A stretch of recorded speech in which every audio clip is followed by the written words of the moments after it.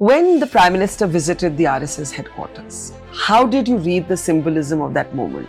First of all, we have to look at the Prime Minister's visit to the RSS headquarters and also the Samadhi Sthal of the founder and all as his conviction, not as just a gesture. Do you believe the RSS has changed the BJP or the BJP has changed the RSS? RSS is like a, just a very proverbial mother.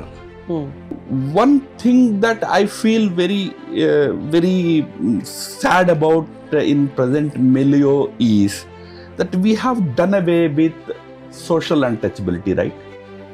We have introduced political untouchability in this country.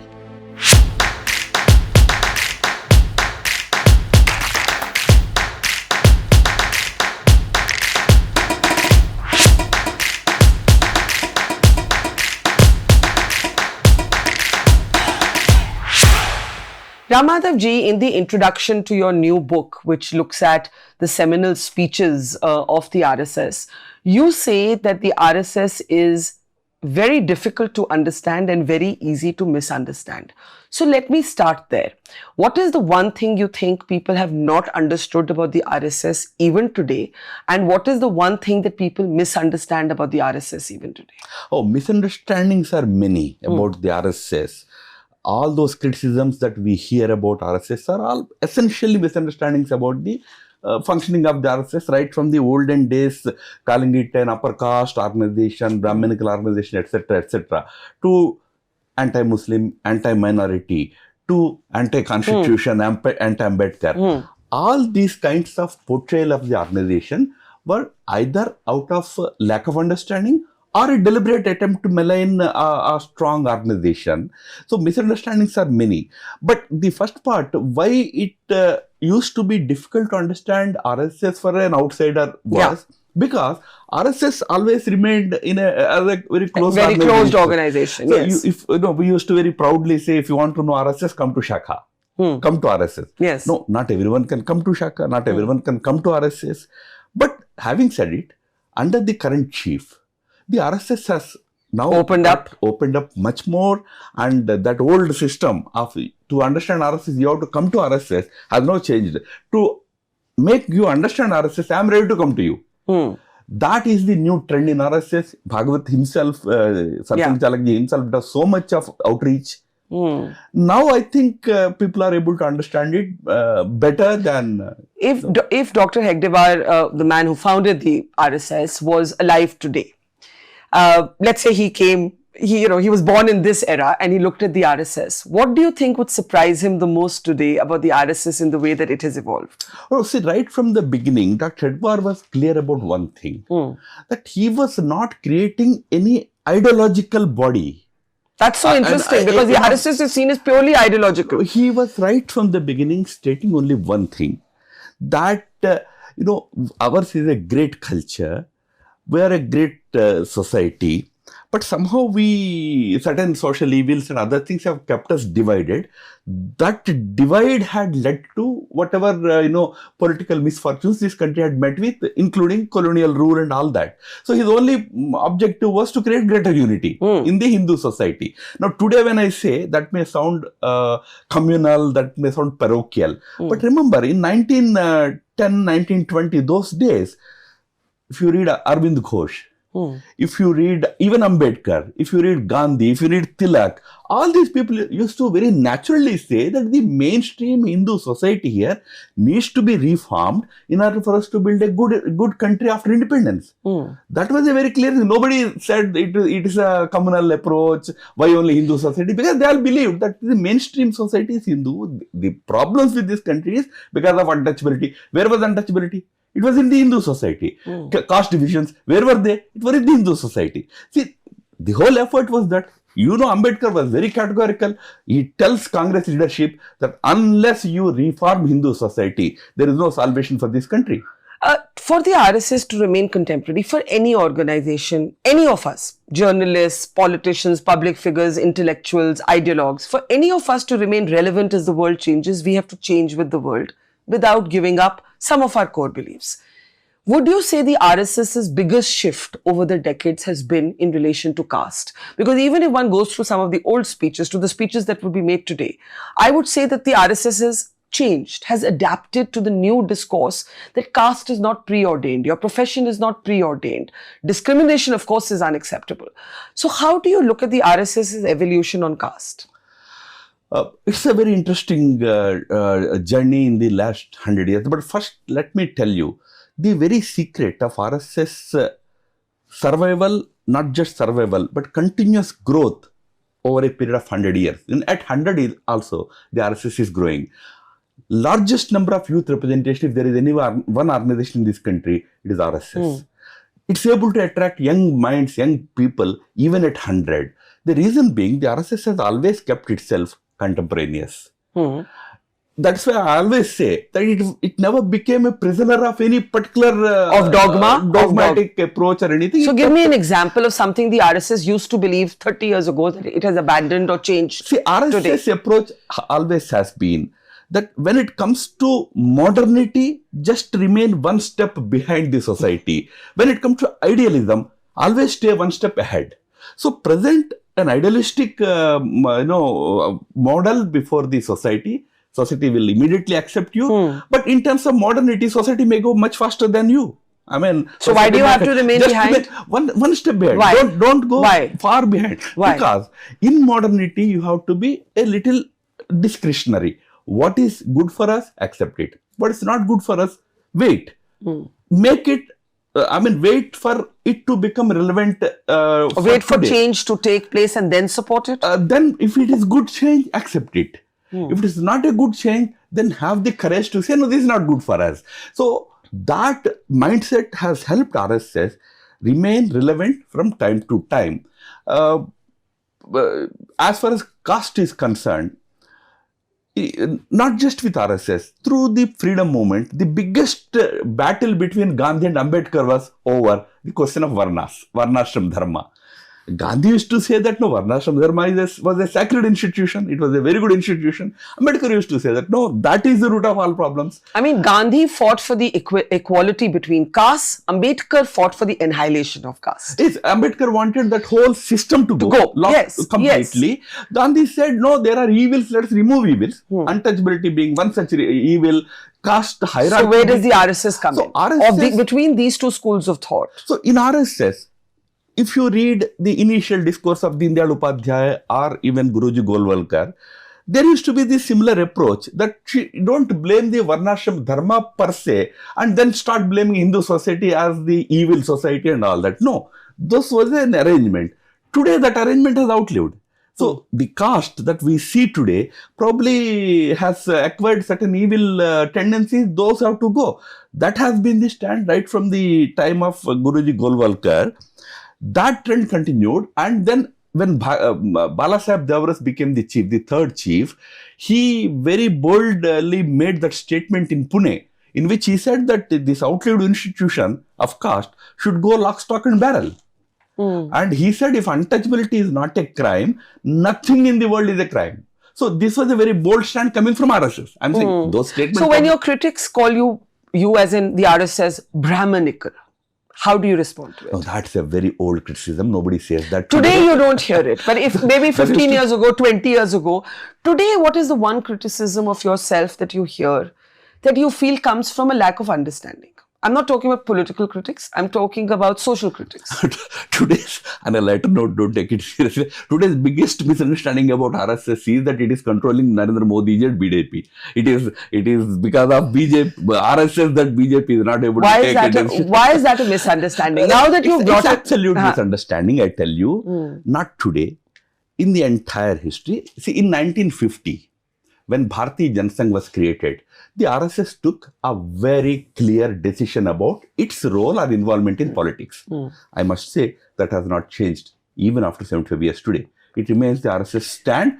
RSS will be ready to lend its Karyakartas, Swayamsevaks to political activity, but RSS will scrupulously keep itself away from day-to-day politics. Okay, now you said on a lighter note, the myth is that the RSS has control over the Prime Minister.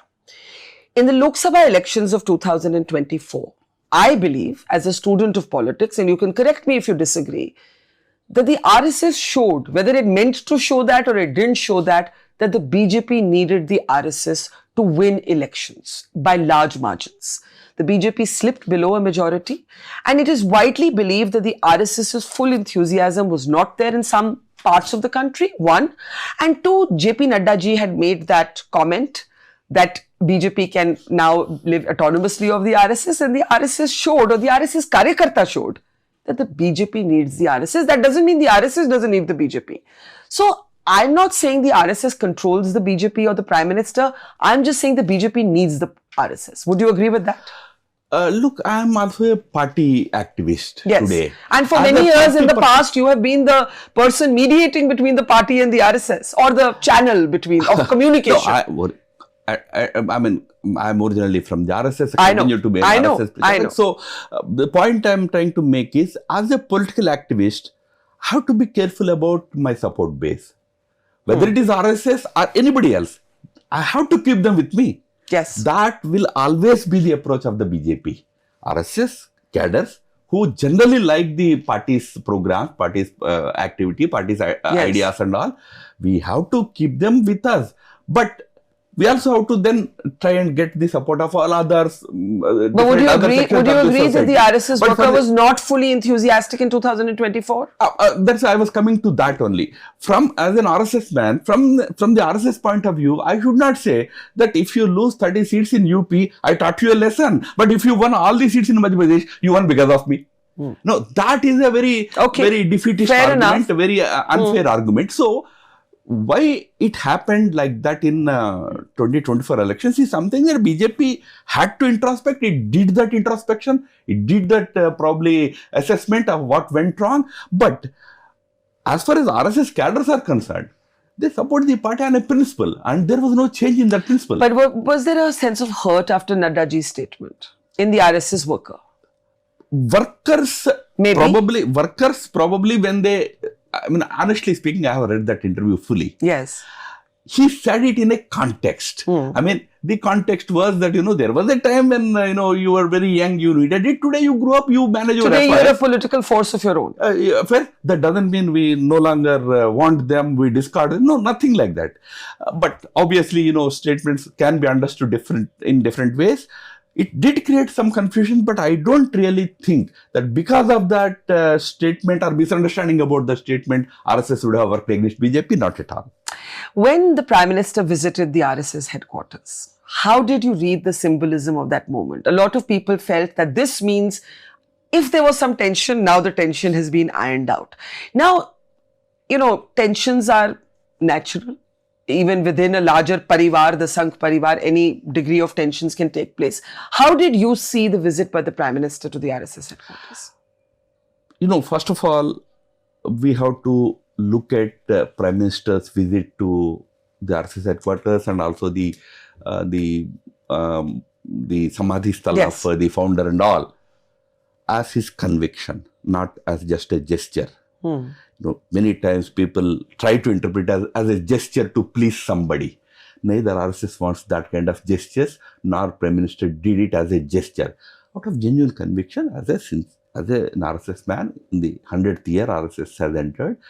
On that occasion, he went and paid his respects to the alma mater, I would say, where he got his main inspiration. But as far as those so-called tensions between the RSS leadership and BJP leadership are concerned, largely illusionary.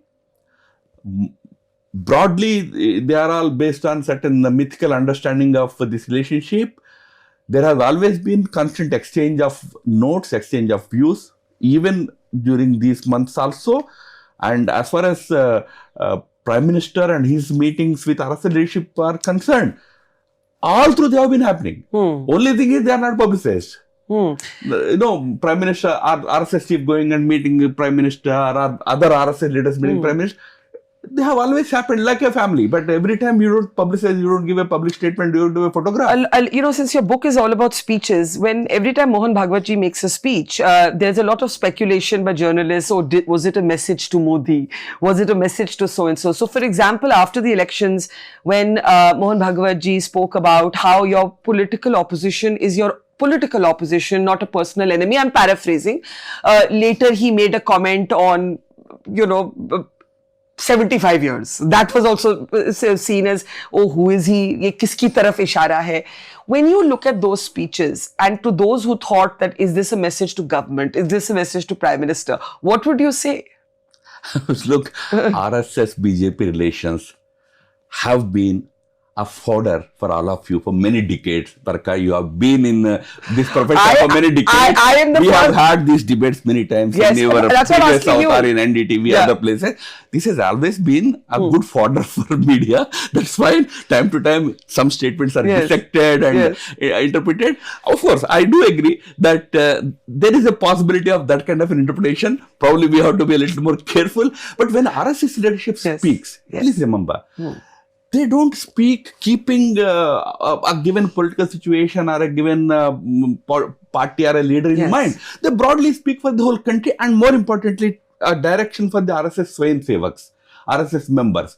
An RSS member should not see anybody probably supporting any other political party as his enemy. That is RSS core view. That is why RSS thought, I won't become a political organization. I will keep myself. I have to say on this note that over the years, I have always found that the RSS people I know are always open to a debate. I have never found any hostility, personal hostility. They can be ideological, what they think is one's ideology. But I agree with you, always up for a good debate.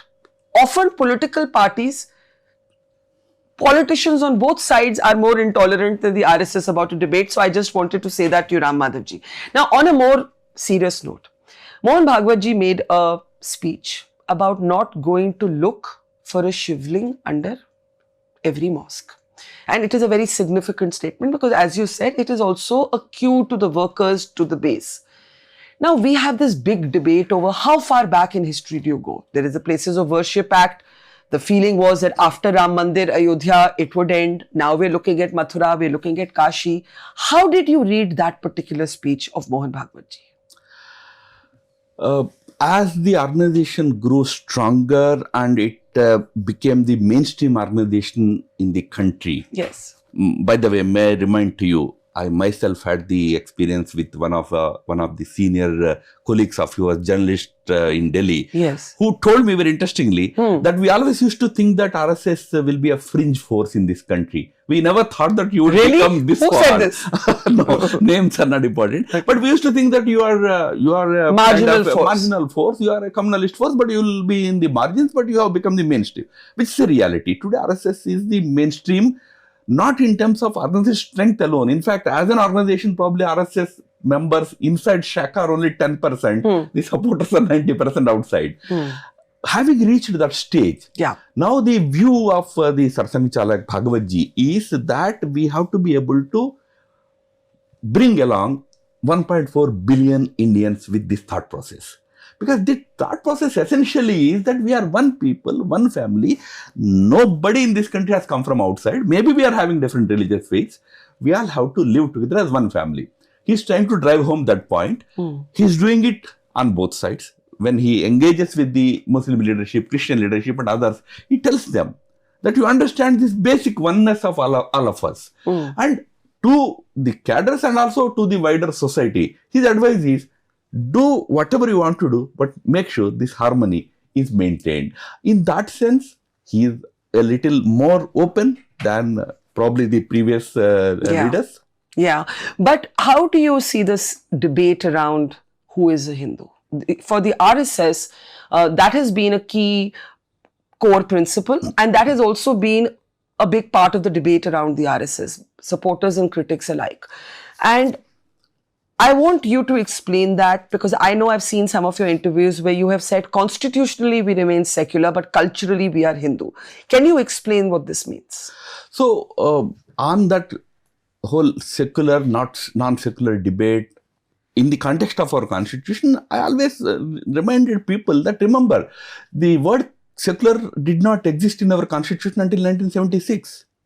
First 26 years, our constitution did not contain the word secular. Did it mean that those 26 years we were not secular? If we were secular during those 26 years, what was the basis of that secularism? I always said, this country's ethos.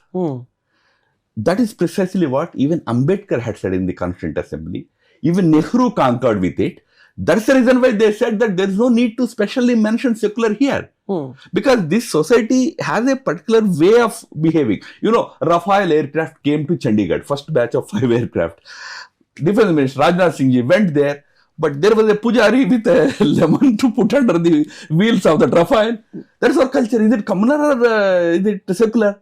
So here, certain customs are integral to our lifestyle. Because religion and culture are intertwined. Intertwined in our particular social life, because we have been a society living for many thousands of years. So RSS always believed this country is secular in its real sense, respecting all faiths, no discrimination against anybody.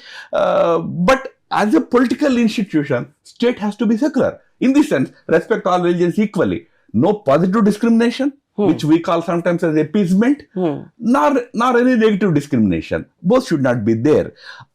To that first point about RSS view of who is a Hindu, we have a very broad understanding of that term, not definitely someone who is a practicing Hindu or who is a ritualistic Hindu, not that view. In fact, in RSS, we say something very, very interesting. We say, those who believe or agree that they are Hindus are today's Hindus. Those who think that they are not Hindus, they are tomorrow's Hindus. Meaning, you have to tell them that no, you also belong because to isn't essentially the whole philosophy of Hinduism that it has space for everybody, including atheists? Absolutely. See, Hinduism it's not a codified. It's not a codified. Exactly. It's not. It doesn't qualify as a religion at all. That is why that 1994 famous Supreme Court judgment of Justice J.S. Verma, it's a way of life, in which he said it's a way of life.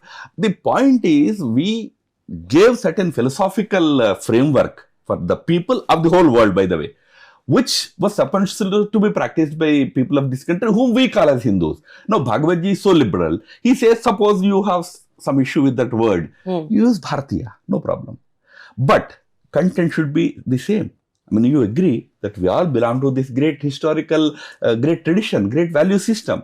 Accept that value system. 5 and tenets, you accept it. How do you think the RSS has fared, if you had to evaluate, introspect and do a self-appraisal on your outreach with Muslims? I know that there are RSS leaders who have led these initiatives. There is a sort of delegation of Muslims who have been critics of the RSS, who have met with Mohan Bhagwat, S.Y. Qureshi, Najib Jung, Shahid Siddiqui, General Zameeruddin Shah. I think they were part of that delegation, and those talks have happened. But there is sometimes this kind of shrill rhetoric that comes from groups that are seen to be affiliates of the Sangh Parivar. Let's say Bajrang Dal. You will see sometimes on the ground a Bajrang Dal indulging in what is seen as anti-Muslim rhetoric. I want you to tell me how you think the RSS has fared on this attempt to include Muslims in its thought process, in its outreach. Look, rhetoric happens on all sides. You will find some people, I agree. There are extremists, indulging in there are extremists in all faiths and on all sides of the debate. I agree with that. But as an organization, RSS and largely the Parivar organizations never support any extremist radical rhetoric. Never support. I don't deny that individual members don't issue those. I don't deny that. They may sometimes say certain things, which sometimes even RSS or others are forced to clarify also. But that happens on both sides.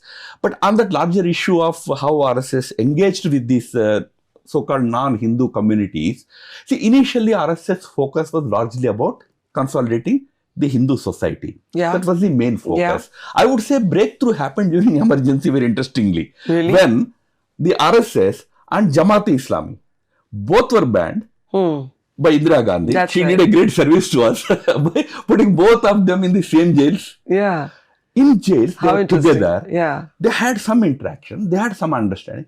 From there began some kind of an engagement. Even before that, there was very little engagement, but focus mainly was about Hindu society, how to create unity and all that. Balasaheb Devras took it forward. In fact, he was invited to mosques also in 1970s after emergency. And Jamaat Islam leadership used to have conversations with him.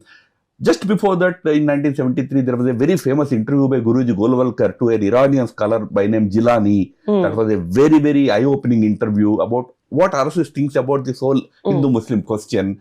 So, from then the opening happened and it was taken forward by successive leadership.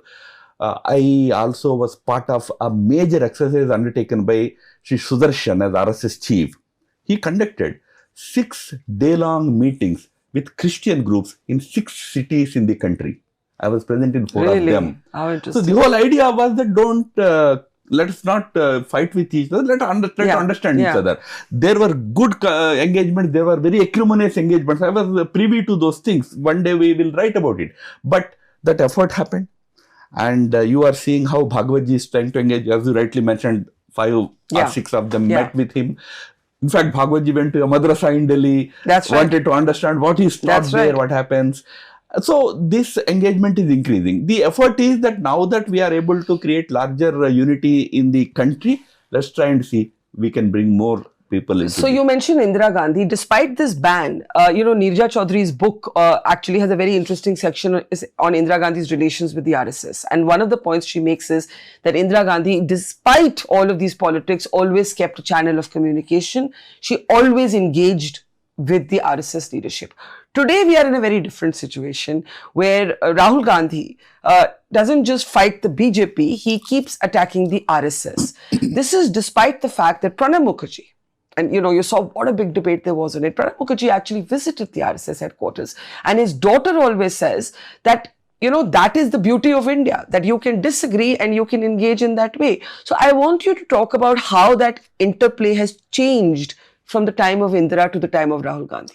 Unfortunately, the quality of political discourse has also deteriorated in our country over the last, I would say 1-2 decades, not before, until Atalji was the Prime Minister also. We used to have fairly reasonable kind of political discourse happening. Unfortunately, rise of, post Rajiv Gandhi Parivar in Congress politics has led to a different kind of, politics being practiced by Congress party, which I know personally, many Congress leaders also do not really appreciate, do not really like. But leaders are leaders. They decide the course of their parties. I would only say that probably Mr. Rahul Gandhi should read a little more about his own party and how they treated others. It doesn't mean that if he meets with the RSS will be convinced about his politics. No, we know what are the not so good aspects of his politics. But he may also understand what are the good aspects of RSS, if he wants to really understand. I mean, nobody is at the mercy of anybody else. He has his politics, we have our own organizational works. But in a country like India, how do you deal with non-political organizations like RSS? Congress party has to think. Tell me one thing. Do you believe the RSS has changed the BJP or the BJP has changed the RSS? RSS is like a, in a just a very proverbial mother. Not exactly, don't take it too far, but generally speaking, a motherly organization, it continues to give lot of support, lot of love, affection, and everything to BJP. But at the end of the day, whatever BJP is because of its leadership. It has all the moral support, all the love and affection. But when the RSS ideology comes into clash with, let's say, a political decision that the government has to take for pragmatic reasons, there could be something that is not the belief system of the RSS. Then how do you handle it? How does the RSS handle it? So, first thing that RSS leadership thinks is, I'm not just the RSS, those who are sitting there in politics are also RSS. Because after all, Narendra Modi ji is also as much an RSS functionary as anybody else in RSS. He is in a different field. He is in that political field. So, he is also like me. He is also of the same conviction, but he is in a different field. So, I should first of all understand why he is taking that decision. That is how RSS approaches. So, that very point that there will be a clash on any issue, it doesn't happen broadly speaking. If any such thing happens, if there is any occasion where a discussion is necessary, there is always a discussion. I give you an example where I was involved.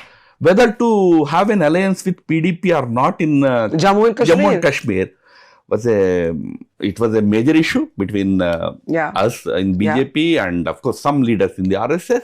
But at the end of the day, everybody understood that this is a very important and very, very good decision that the party has taken at the end of it.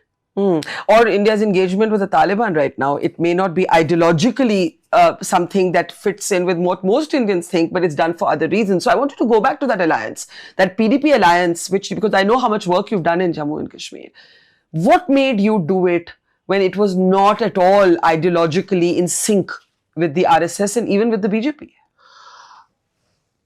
In 1967, Samyukta Vidhayak Dal governments were created in 7 Indian states. I don't know how many people know about it. In those governments, Janasangh was there, socialists were there, sections of communists were there. So those days, it was a big debate, just as the same debate that happened in 2015. So how can Janasangh sit in a government with socialists and communists? In fact, one person asked Deendayal Upadhyay, the president of Bharatiya Janasangh then, he says it in Hindi, Karboj chaku par gire, chaku karboj par gire, katega to karboj hi. The meaning is, whether a knife falls on a, watermelon, on a melon, or a melon falls on a knife, the result is the same. The result is the melon will be cut. So that time Golwalkar Guruji used to tell that, you see, if this debate was happening in Socialist Party or Communist Party, they would say that, we have destroyed our party, we have mortgaged our party to, the RSS, BJP. Whereas our thinking should be, look, Deendayal is so clever. He will bring all these people to RSS one day. Look at the approach. So do you don't regret that alliance even Absolutely today? not. Huh? Absolutely not. We don't regret the formation of the alliance, but the important reason being the alliance was formed in consultation with Mufti Muhammad Saeed. I remember. It's unfortunate that, he lived only for 11 months as chief minister. One day whenever I had an opportunity to write, I have to write so many things about what happened between us, between me and Mufti Saab. In person to person.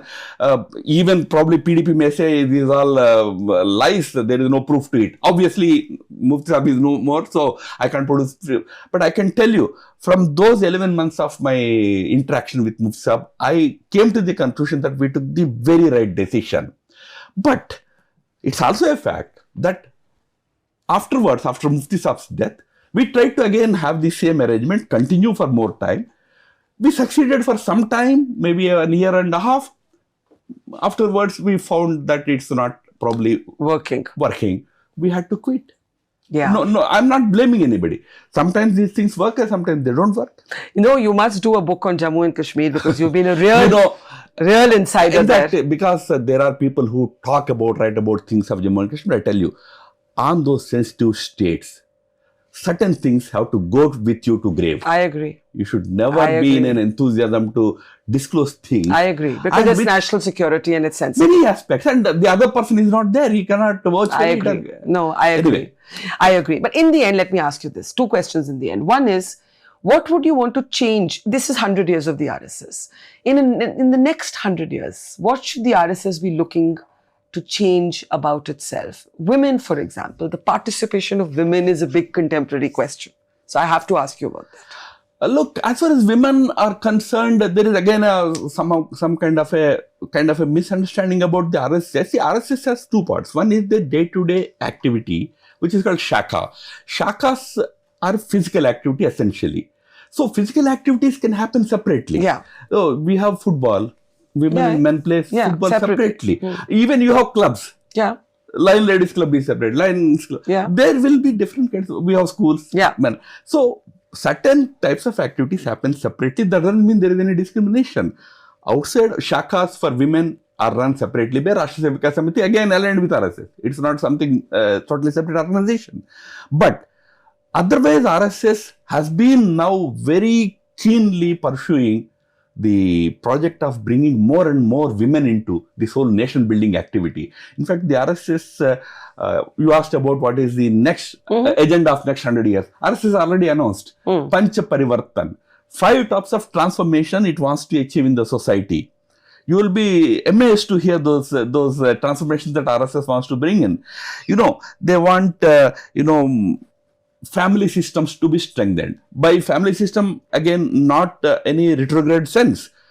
In a family where a woman has equal say, equal voice as that of the others in the family. That kind of a family where whole family together becomes an instrument in the national building activity. They call it Kutumba Prabodhan. Yeah. That will be a major, today it's very much needed in the time of drugs, in the time of growing, breaking social structures and all. Today, lots of things are happening. I mean, no marriages, families are not formed, and we are moving towards wokeism, different kinds of things. In such a scenario, family. They are working on environment. They are working on Swadeshi. They are working on creating harmony, social harmony. I mean, finally, very interestingly, the blame on RSS is that you are anti-constitution. But RSS, one of the agenda items for next maybe a few decades, to make citizens duty conscious.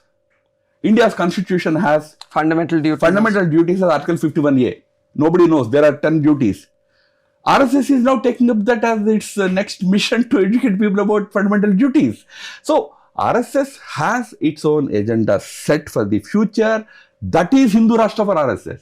That is Hindutva for RSS. That's why I said Hindutva is very contemporary idea for the good of the country. That is what keeps RSS going and keeps it attracting more and more youths. A final question. If you had to talk about one change that you yourself, from the lived experience of being an RSS leader, who's also worked so closely with the BJP, who's worked in geopolitics, foreign policy, an insurgency hit state like Jammu and Kashmir, what is the one thing that you have learned that you think everyone in public life should know? About our country, about the RSS? Actually, not one. There will be several things that everybody has to keep in mind. But one thing that I feel very sad about in present milieu is that we have done away with social untouchability, right? We have introduced political untouchability in this country. I agree, yeah. Why is that untouchability politically? Yeah. I mean, we may disagree on issues, but can we still work together? Absolutely. Can we still sit together? That, you people have covered Central Hall for many years, many, probably decades. Yes. Don't you feel that the Central Hall of 1990s and 2000s is no longer the Central Hall of today? Very different. And if you are seen sitting with somebody, there can be a gossip outside. Yeah. I think that has to change in our public life. The rest, of course. Thank you for saying that. I think that's such an important and positive note to end this conversation on. Thank you, Ram Madhavji. Really appreciate your time and also your books. Earlier on the New World Order, now on 100 Years of the RSS with the seminal speeches. Thank you so much, sir. My pleasure. Thank you.